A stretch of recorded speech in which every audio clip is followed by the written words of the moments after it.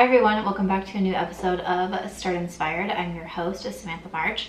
I am looking forward to today's episode.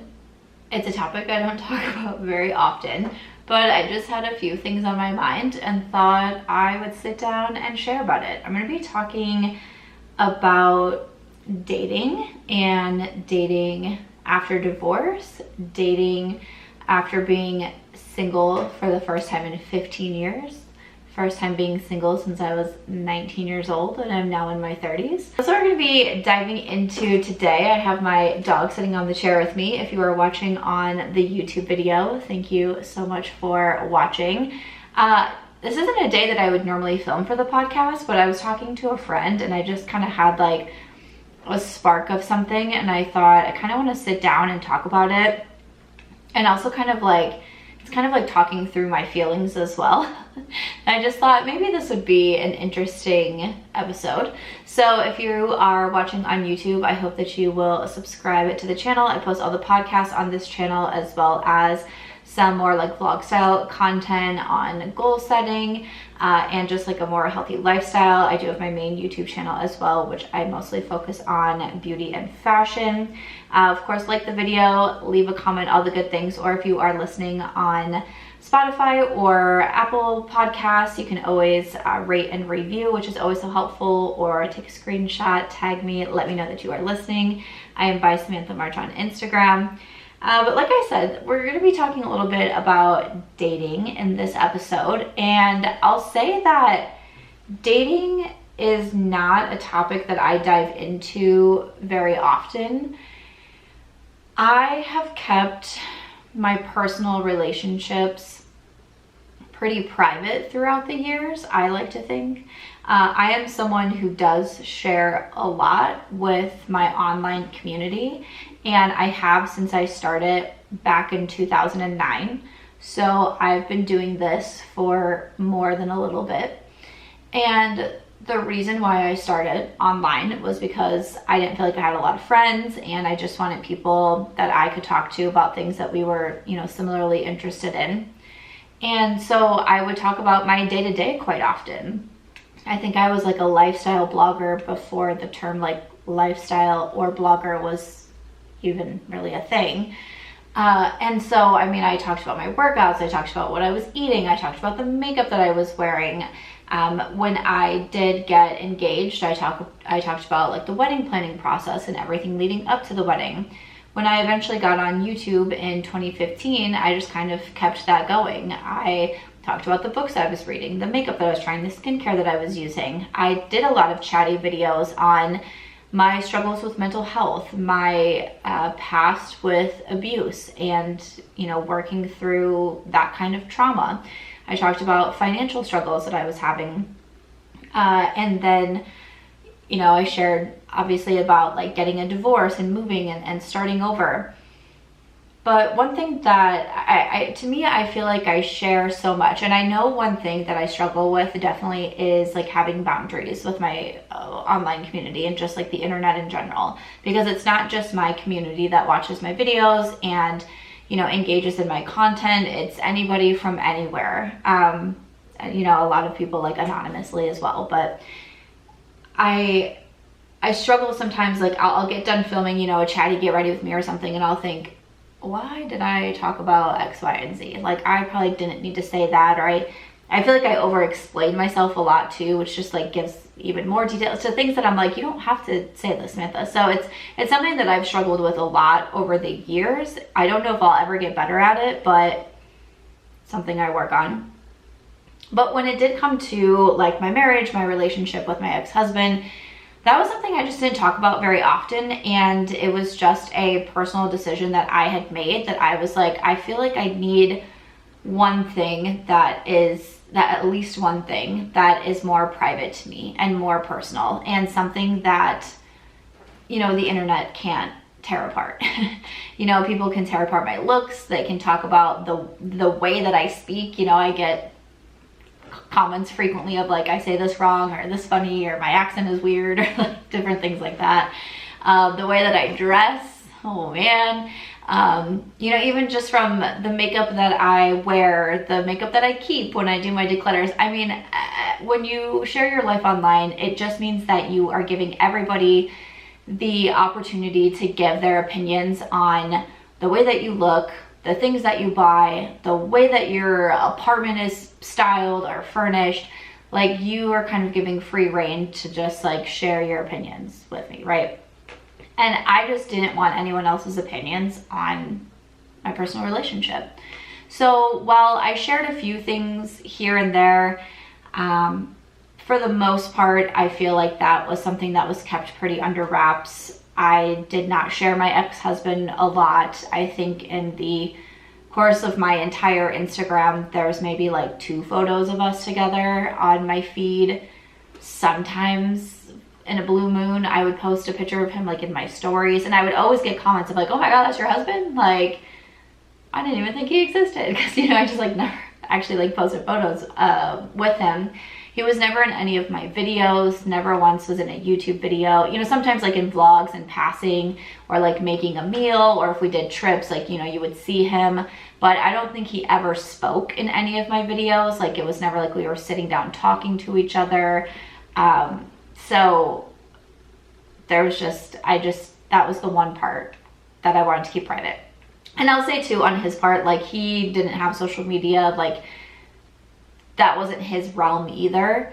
And I was very happy to keep at least a little bit of my personal life separate, because my personal and professional life is definitely blurred lines. So that always felt right to me. And when I got divorced and decided to move, I moved from Iowa to Las Vegas. That was something that I felt like I needed to share, because now I'm moving to a new place. Like, I'm obviously, like, there's going to be a little bit of lag in videos. My background is going to change. I'm not wearing a wedding ring anymore. Like, I mean, I was like, I feel like I need to say something. And I truly, because I didn't have a public relationship, I didn't think anyone would really care. And I don't mean that in like, I didn't feel like people wouldn't be like sympathetic or, I don't know, surprised maybe, like, I don't know. But I really just thought I would post this one post on Instagram and say I'm starting over, me and my dog are moving, and that was all. I was definitely a little bit surprised at the comments that started rolling in. There was obviously a lot of concern, there was a lot of sadness, there was a lot of support. There was a lot of women in my DMs saying if I need help with anything or want to talk about anything, because they have gone through something similar. And that meant so much, because for me personally, my divorce was a very isolating time. Prior to separating, we had been in fertility treatments for quite some time, trying to, you know, have a baby. And that was something that I didn't share online or really with anyone in my personal life either. I think I could count on one hand how many people knew that we were trying to have a baby and we were in these treatments. And that was really hard. That was really tough, especially because a lot of that, like the end part of our fertility treatments, was all during COVID as well. And so I'm already isolated in this home. I had just moved to a new city the year prior. I didn't really know a lot of people. Now I can't even leave my house at all. And also I'm on like hormones that are making me, you know, insane every single day. And then I didn't really have an outlet of people to talk to about it, and that was really challenging. And then when I did decide to separate, I once again just didn't really have anybody to talk to. I'm very grateful that I'm close with my family, but it is another reason why I take my online community so seriously, and I try so hard to build a community, because I feel like, and it's, you know, maybe it's a little bit of like parasocial relationship on my end, but I really do feel like have formed friendships, and it's a way that I can connect with people, not just like I'm sharing and hopefully I'm helping them. I really don't think people understand the impact that you have made on my life and how much help my community has given me over the years. And definitely when it came to sharing that I was getting divorced and to see all the support rolling in, the letters that came in, the paragraphs, you know, the emails of just paragraphs of support, and this is what I did, this is what helped me, this is a book I read, this is a podcast I listened to, this is the journaling that I did. Above and beyond that, so many women did that took the time to help me, because I didn't really have friends that I could talk to about it. So while I was able to talk to my family, it was really hard not sharing that with my community and not sharing for so long how I was struggling. But when it comes to personal relationships, I never wanted to, it was just something I didn't want to put out there. Even regardless, like it's just, even if I was having problems, it's just not something that I want to put out there, because I think that's very personal and something that you need to work on with your partner. But sometimes what that can mean is that it's very isolating and lonely. So when I was, when I finally shared that this divorce was happening, I've kind of felt a little bit of relief, it just, because to me it felt like I was hiding something so big from my community. And I try really hard, again, I share a lot, I try really hard to be transparent, and I just felt like I was hiding such a huge part of me. And that's something that I tried to, it's not something that I want to look down on myself for, because there are things that you do need to keep for yourself. I still really have not been able to talk about our fertility journey and my fertility journey. It's still one of those things that's too hard.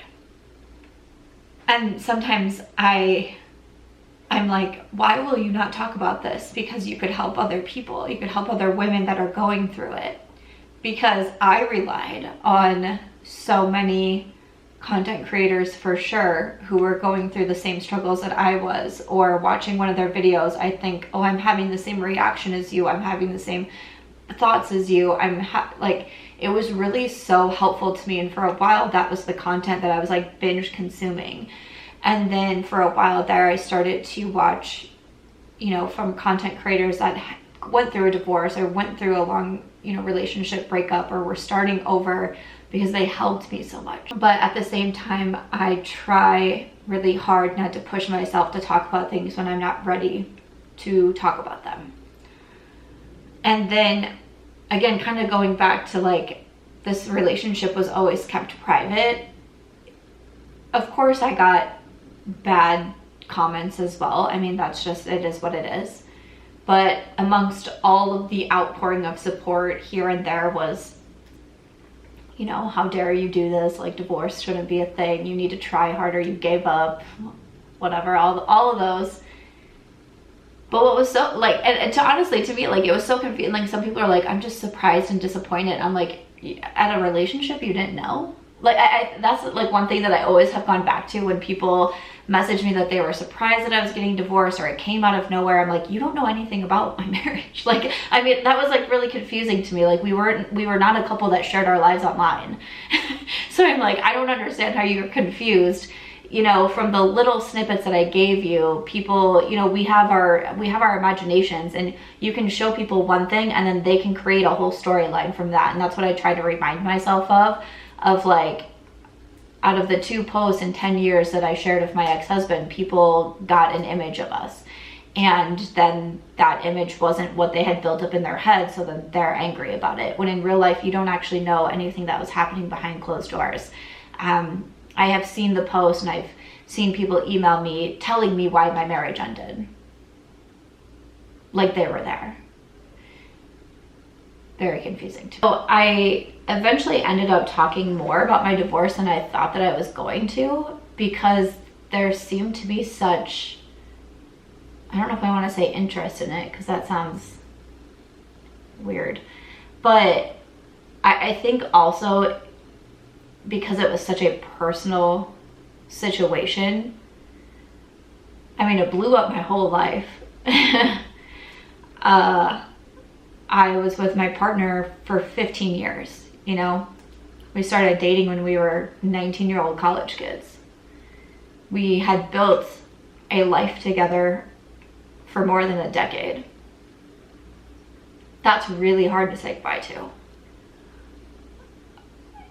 Even things like not, you know, being close with his family anymore, who I was close with for a very long time.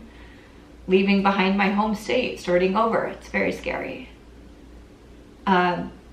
Just being alone in general, you know, everything that went into it, my whole life changed. And while I think it was for the better, and I think it was for the best, it still doesn't mean that it wasn't scary, hard, terrifying, heartbreaking, and all those things. So when I started to get attacked online, it just felt so personal. More than people saying they don't like my makeup, they don't like the way I talk, they don't like my clothes, they don't like whoever, like my favorite eyeshadow palette isn't their favorite eyeshadow palette. Like, I don't care about any of that stuff. It's so superficial. I don't care. It doesn't hurt when you say those things to me. But the personal attacks that were being made against me online was soul crushing, is the only way that I can describe it. Because one thing too that I don't know if people consider is when you talk about a content creator online and you decide that you want to make a Reddit thread about them, or you want to whatever, it's really horrifying as a said content creator to know that your friends and family can Google your name and find things like that about you online. Like, I remember one Reddit thread calling me a whore, saying that I cheated on my husband, that I was just moving to Las Vegas because I, you know, basically wanted to be like an escort, party girl, all of these things. Like, so, like, people that I love in my inner circle, my, you know, 23-year-old niece can find that about me. The new friends that I'm making when I start over and they realize what I do can Google me and be like, did she cheat on her husband? Because the way that people write things, the way that people slander your name online can sound very convincing. Like, they know, they're a detective, they actually lived with you and saw your day-to-day interactions. I mean, the people that write things are so confident in the way that they want to destroy someone else's life and reputation, that it's quite scary. But you don't know. You don't know that person that you just met, if they go home and Google you, what they're going to find about you and what they're going to believe. And that sucks. And that's really hard. So there are sometimes that I regret kind of like fighting back online. And it's funny to me, that whole saying of like hurt people and all of that, because there's so many times in life that like I don't care about the mean comments. Again, I've been doing this for however many years, 14 years or something. Like, I've had rude comments from the beginning. I'll have rude comments until the end. It is what it is. The times that I find myself essentially fighting back in the comments, trying to defend myself in the comments, are when I'm at my lowest in my mental health. When I am hurting. That's when I that's when I want to respond to those comments. When I'm in a good place and my mental health is strong, I can see those comments and think, you're sad, you're hurting, something's going on with you. It just happened to me the other day. Someone left me a nasty comment about my dog who's battling cancer, and I video responded on TikTok, and I was crying and I was sad. And I even said in the comments, like, I don't normally respond to this kind of stuff, but I'm at my breaking point. That's when those comments can just make me want to throw my microphone away, break my camera, and never have to come online again. People have no idea the extent and the toll that cyberbullying can take on someone else's mental health. They have no idea. So all of that to be said was that I ended up talking about my divorce more than I thought that I was going to. In one, because I felt like I had to defend myself, my reputation, my ethics, my morals. But I also was getting, I mean, I just can't even explain to everyone the like kind of emails that I was getting from women in similar positions to me and not knowing what to do. I had women reaching out to me as they were leaving their homes, like as they were driving away that final time, and messaging me. I had women emailing me from the parking lot of Subway saying, I finally just left my toxic marriage and I'm so overwhelmed and I don't know what to do. And I just felt like I was put in a position where I needed to be more open and I needed to talk more about it, because I had no idea all of a sudden I would have so many women looking to me. And it was overwhelming. I mean, I felt really honored that people were listening to my story and were seeing me be able to start over, and it was inspiring them. And for those who were in unhealthy relationships, toxic marriages, abusive situations, or women who just wanted to start over, there is nothing wrong with leaving a marriage or leaving a relationship or leaving anything and starting over because you want to. There doesn't have to be a huge underlying factor. There doesn't have to be a big, it can be that's because it's what you choose. Because we get to make those decisions too. We get to choose us. That's why I ended up talking more about my divorce than I thought that I was going to. But to me, I still am someone who would like to keep that part of my life private. You know, it's been almost 3 years since I was separated from my ex. And then obviously like the whole process takes a while. It took me a while to move. It takes a while to file for divorce and get the divorce and all the things. But it's been 3 years since I've been single, if you will. And while I've gone like on a few dates here and there and like talked to some people, it's just not something that I really share about. And I've thought about it. You know, one of my favorite podcasts, the Glam Latte podcast, like she does a whole dating diaries videos, and I love listening to them, and I'm always like so curious. And I watch TikToks of girls who like talking about their first dates and all their dating situations and all these things, and like I love listening to those stories. I just don't feel very comfortable sharing them, so I just haven't. Like every once in a while I share like little things, but sometimes on TikTok especially, sometimes I'm just sharing things that are trends and they're not actually true. Because to me, I'm like, who's actually watching TikTok? Like, I wouldn't say those kinds of things to like my YouTube community, because we're a community. TikTok is just like your videos are going wherever, like who cares? Like one of my videos that has over 1 million views talks about like a younger guy buying my plane tickets. That literally was a trend. Like, and that's the one that like blows up. I'm like dancing on my kitchen counter. I'm like, okay, whatever. But I still choose to keep dating more like on the down low, and I think I will continue to do that.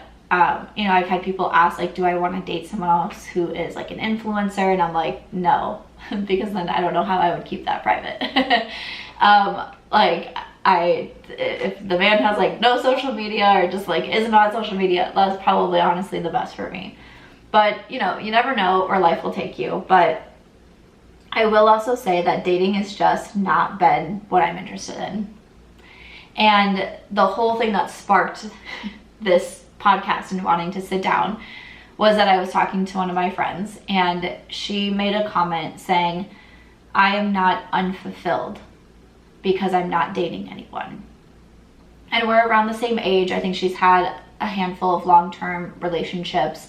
And then, you know, me, I've always been in long-term relationships, truly I had my first boyfriend when I was 13. We dated for 5 years. And then I was constantly in another relationship until I met my husband in college. And then, you know, this is the longest I've ever been single ever. since I've started dating. But she is kind of like me, and like what we've been talking about is how we feel like we need to put ourselves out there and we feel like we need to go on dates. Like whenever I tell people I'm not on dating apps, they're like, really? And I will not lie, I downloaded dating apps on New Year's Eve of this past year. All of my plans fell through. I had nowhere to go, nothing to do. I ended up hanging out with some of my best friends who I love them so much. I wouldn't love spending New Year's with them, but they are both two different couples. And definitely, you know, the clock strikes midnight. I felt like everyone, and this is my mind because I don't think that this is me projecting this, but I was like, oh, they have to like feel bad for me. Or they're like, oh no, there's Sam like sitting in the corner by herself. Like, and so truly that night, like I was so in my own head. I went home and I downloaded Hinge and was like, I'm gonna go on dates. Didn't go on a single one. Had Hinge for like 2 days and then I deleted it. I was like, never mind. Like, I'm just not interested. But I really loved what my friend said in that she is not unfulfilled. And I think that there's definitely this, that it seems like society says essentially a woman's end goal is to be married with kids. Like a woman's end goal can't be to succeed at her career, travel, just live life on her own terms. It's like you get the guy, you get the kids, okay, story's over. And women who break away from that mold are like, you okay? Sure you're okay? Because when I say that I'm divorced, people will always ask me like, well, are you dating anyone now? Or are you gonna get back out there? And it's like, why is that the question? Like, how am I? How's my business? How's my work going? Am I traveling? How's my mental health? Like, I don't know, but it almost always goes back to, have I found anyone else yet? Or don't worry, you'll find someone. Or when I say I don't have kids, don't worry, you still have time. Or you don't have enough time, have you thought about freezing your eggs? You know, all those things. And it's like, it just seems like that's the end goal, is that we have to end up with somebody. We also have to end up with kids. Otherwise, we're just like going against the norm. We're way out there. And I just really loved what my friend said, that she is not unfulfilled, because that's how I feel right now. I don't feel like I have something missing because I don't have a partner in my life. And I really enjoy spending time with myself. I enjoy getting to know myself. I enjoy getting to know what makes me happy, where I struggle in. I enjoy making dinners for myself and having quiet nights in. I enjoy my self-care nights where I don't have anyone else to talk to or to interrupt my shower or to tell me what show that they want to watch. Like, and I made a TikTok on this a few days ago, and I really, honestly, I don't even know how to put this into words, but I basically was saying some days I feel so overwhelmed by all of the possibilities. Because when you're in a partnership, you obviously, you think about your partner. I mean, I hope that you do. But whatever decisions you're making, down from like what groceries are you getting to where are you going on your next vacation, you're thinking about that as a unit, as a couple, as a partnership. And then when you are suddenly alone after 15 years, it's like, I do whatever I want. I can go wherever I want. I can eat whatever I want. I can get whatever I want at the grocery store. I can go to sleep whenever. Like, I have endless possibilities, and sometimes I feel like I have so many possibilities I freeze. And I'm like, it's too much. It's too much. I don't know what to do. Like, sometimes I just want someone to be like, this is what I want for dinner, so I'm gonna make it, and you're gonna have some too. Great. But you don't get that anymore when you're single. And I'm not trying to say that just because I want someone to make me dinner from time to time means like I want to be married or like I regret getting divorced or things like that. No, it's just like one of those funny things of, and someone commented, and what did they call it? Like, oh shoot, I can't remember, something about like unlimited possibilities. And I related so much to what she was saying. I wish I could remember what it was now, but I was like, yes, like you just literally, you have so many options overload or something like that, that it's too much. Like I just like want to throw up my hands and be like, I don't know, I think I'll just sit on my couch instead. Still, even 3 years later, I don't feel unfulfilled. I don't feel like I need to have a partner to make my life complete. And I'm really happy about that. And not to say that I don't want to go on dates or like don't want, you know, someone to hold the door for me from time to time or like whatever it may be. And yeah, sometimes when I'm trying to put furniture together by myself or fix something around my apartment, I'm like, man, wish there was a man. Or anyway, you know, sure. But I've also been learning so much about myself, and also like through therapy and all of that, learning a lot about my marriage and who I was in a marriage, about my relationship styles, and also kind of, again, like I'm like trying to reel myself in of like, you don't have to overshare, but my strengths and weaknesses when I am with a partner. And it's a lot. I'm learning a lot. And I think that I would really rather keep spending time alone and kind of just doing the deep work. And you can probably hear my voice like shaking this whole time. Because it's really hard. And sometimes it's hard to be faced with the things that you don't necessarily want to see about yourself, or the things that you didn't necessarily want to see in your partnership. It can be very challenging, but I would rather, at this time, I would rather be focusing on what I can learn from the past so I don't repeat it in the future. And I just feel like I'm very particular right now with even people that I talk to, or even just anyone that I engage with. I just don't want to make the same mistakes, but I also don't want to, like, I describe myself right now as being very cold.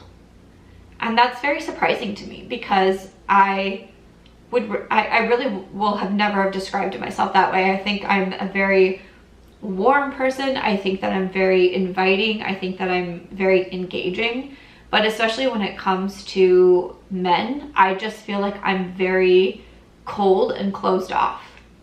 And I don't mean it in a rude way, but I also don't want to, you know, I don't want to lead anybody on. I don't want to make people think that I want something that I don't want. So I just kind of feel like that's how I come across right now. And it's like, okay, like that's just like what it is right now. But it's funny too, like I'll go out and people are like, oh, like you go out because like you're trying to find some people. I could care less if I talk to a man. I mean, I just shared a story on my TikTok of a freaking NFL player coming up to me and asking me for my Instagram, and I laughed and walked away. And it's funny because, like, again, sometimes online I'll say things like, oh, I love football, right? Like, I love football, okay? Like, oh, I'm going to be an NFL wife, blah, blah, blah. I literally have a player come up to me, engage with me, ask me for my contact information, and I laughed in his face and walked away. I don't care. Like, I don't care about dating. I just don't. And I was out the other night with my friend, and she was like, oh my gosh, this group of guys, like, da-da-da. And I was like, who? And she was like, the guys that we just walked past them at the table. I was like, huh? And she's like, you didn't see the guy with the hat? I was like, no idea. Like, I don't even see people. I just don't care. And so I don't know how long I will be in this place. Because again, it's been 3 years. We're going on 3 years now. I don't know if it'll be several more years. I don't know if maybe next week I'll be like, you know what? I like men again. Like, I don't know. I really don't know how long that I will be here, but I felt really seen when my friend said she does not feel unfulfilled because she's single. she has such a busy and full life, and I do too. I have a career that keeps me so busy and I love it so much. I'm in the creative field, so I'm always working on something new and I love that. I have a dog who's my best friend, and you know, I'm helping her in her cancer journey. So obviously all of my energy right now is being put into my dog for sure. But also just, you know, starting over and starting over in this new city that I've loved so much, and has been a city I've wanted to live in since I was 22 years old. I live in Las Vegas. There's so many things to see here and explore, and I hope to be able to travel more. I'm going to Ireland over New Year's Eve. I'm so excited about that. And to hopefully not have a repeat of New Year's last year where I was crying to myself downloading dating apps, you know what I'm saying? I am more focused on my health and my wellness and working out every day, and it just making my own meals and having me time of like going to Trader Joe's and all of those things. I just feel so good with where I'm at right now. And I'm putting so much energy into myself and into healing myself and into my career, which has always been, you know, one of my first loves. I've put so much into this career for over a decade as well. And I just don't feel like being in a relationship will be any more fulfilling than what I have going on right now. And of course, it's not to say that I never want to be in a relationship or anything like that. And I feel maybe the person that I'm meant to be with, maybe I will run into him outside the Raiders practice facility tomorrow. No, I'm just kidding. You know, maybe I will meet someone next week and just think, wow, like this, wow. It could happen. It definitely could happen. Right now, I love the journey that I'm on, and I'm happy with the place in life that I am in. And sometimes I need to be reminded that even though society might say one thing, that I'm a divorced woman in my 30s with no kids, so that makes me like, you're way down there on the level of like you got things going on, that I do still have a lot going for me, and that I am still personally happy with where I am at, and knowing that I can keep going and keep improving and keep learning, and then hopefully, you know, one day that I will feel healed enough that maybe I can let someone else into my life. Like, how exciting would that be? For sure. So that was just something that, you know, having that conversation with my friend, it really just kind of, I was like, I want to sit down. Like I said, I feel like this ended up being more chatty than I thought I was going to, but I was like, I feel like I just want to talk through some things, and I was really kind of talking through some things literally just for me. But hopefully you found this conversation interesting, and if you're someone who is divorced or single or just any of those things, and sometimes you feel bad or you feel like you need to be with someone, or people are wondering why you're alone, there's nothing wrong that you don't have to feel unfulfilled being by yourself just because society or your parents or whoever wants you to be in a partnership. And if it's not right for you, then it's not right for you right now. And maybe it'll be right for you tomorrow, in 6 months, in 2 years, who knows? But I think there's so much to be said for really working on yourself and feeling fulfilled within yourself. Yeah, that's all I want to say for this one. Okay, that was a fun one.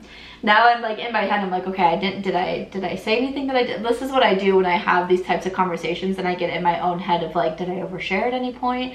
I try really hard to work on boundaries, but sometimes I just sit down and I really feel like I just get to talk to my friends. So I just always want my community to know how important you are to me and how much you have helped me, because it's been huge. So again, with all that said, if you know someone who is a professional athlete and looking to go on a date, you can send them my phone number. Sorry, I'm just kidding still. But that is everything for this week's podcast episode. I hope that you enjoyed it. I, of course, would love to get your feedback, especially if you're someone who's gone through a divorce or gone through a long-term breakup, how you bounce back, because I honestly, I don't really know what I'm doing. So always happy to hear any advice that you might have as well. But that's it though. I'll catch you in the next episode.